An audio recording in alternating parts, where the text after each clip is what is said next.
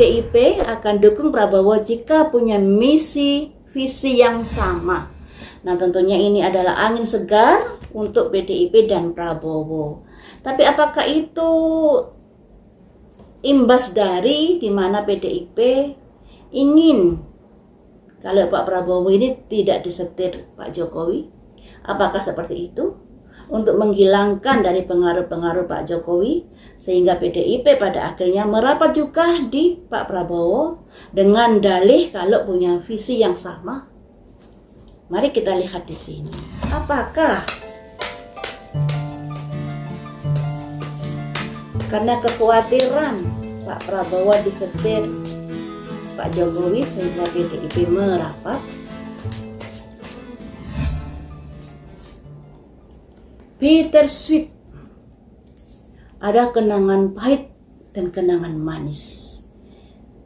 Berkaca dari kejadian kemarin-kemarin yang juga berimbas pada PDIP yang begitu mengalami kenangan pahit terkait dari sepak terjangnya Pak Jokowi dan keluarganya. Memang ada alasan kenapa PDIP mendukung Pak Prabowo jika mempunyai visi yang sama.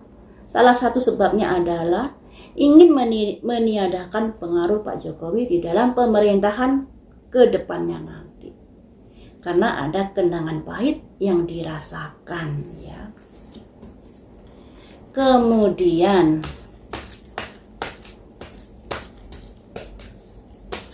mampukah menghalangi cawe-cawenya Pak Jokowi di dalam pemerintahan yang akan datang karena wakil presidennya adalah anak Pak Jokowi?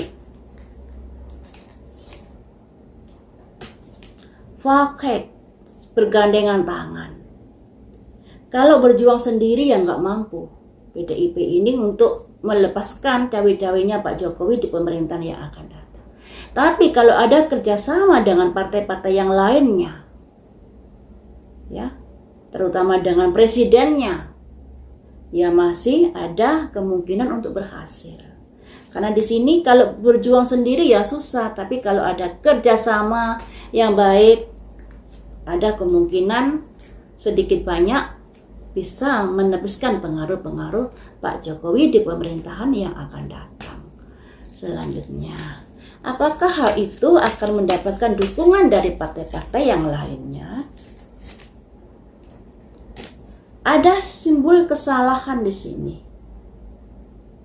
ya, simbol dari sebuah kesalahan. Semuanya itu juga tergantung dilihat dari sudut pandang apa yang dilihat oleh partai-partai nantinya.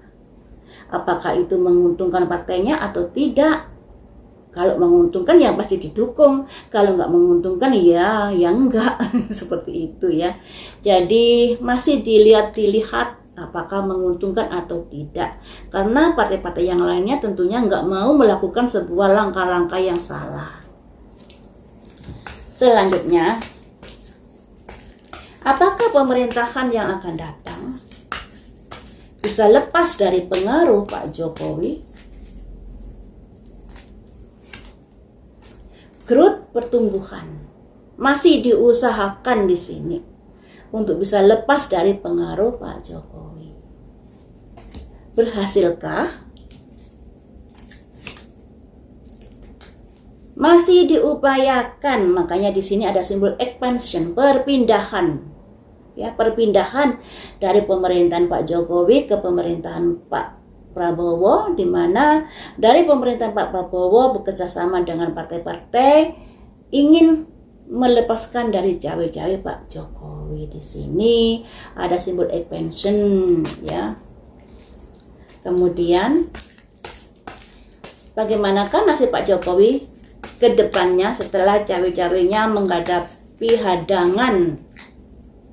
Bagaimanakah nasibnya? Nasibnya ada komplasensi, ada ketidakpuasan terkait apa yang sudah dilakukan oleh pemerintahan yang akan datang.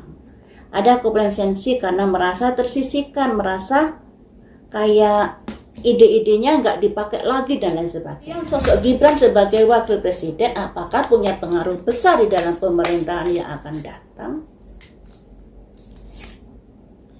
Perseverance, ada ketekunan di sini. Masih ada pengaruh-pengaruhnya juga. Apalagi juga ada ketekunan jika diusahakan secara kontinu. Jadi cawe-cawe Pak Jokowi ini walaupun dihadang oleh pemerintahan yang kedepannya bekerjasama dengan partai-partai yang mendukungnya, ternyata Pak Jokowi ini akan melakukan pengaruh-pengaruhnya secara tekun atau secara setapak demi setapak di sini. Makanya di sini ada simbol perseverance, ketekunan agar berbuah keberhasilan.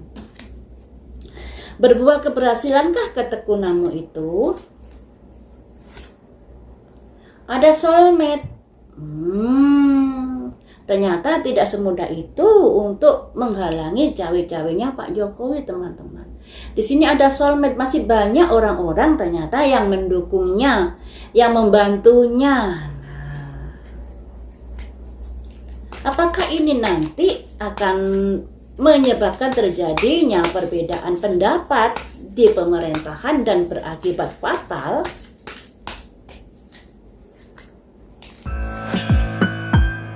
Iya, akan berakibat fatal ketika ada ketidaksinkronan tujuan antara wakil presiden dan presidennya ini. Ada isolasi di sini, teman-teman, kurang bagus di sini. Isolasi ini bisa dijauhi dari rekan-rekannya, bisa juga masuk penjara. Ini kartu kan artinya masing-masing atau macam-macam ya, jadi bisa diisolasi dari teman-temannya atau dijauhi, bisa juga diartikan masuk penjara dan lain sebagainya. Multi tafsir kalau kartu isolasi ini. Yang paling gampangnya hidup menjadi terasing, hidup menjadi tersisihkan kayak gitu.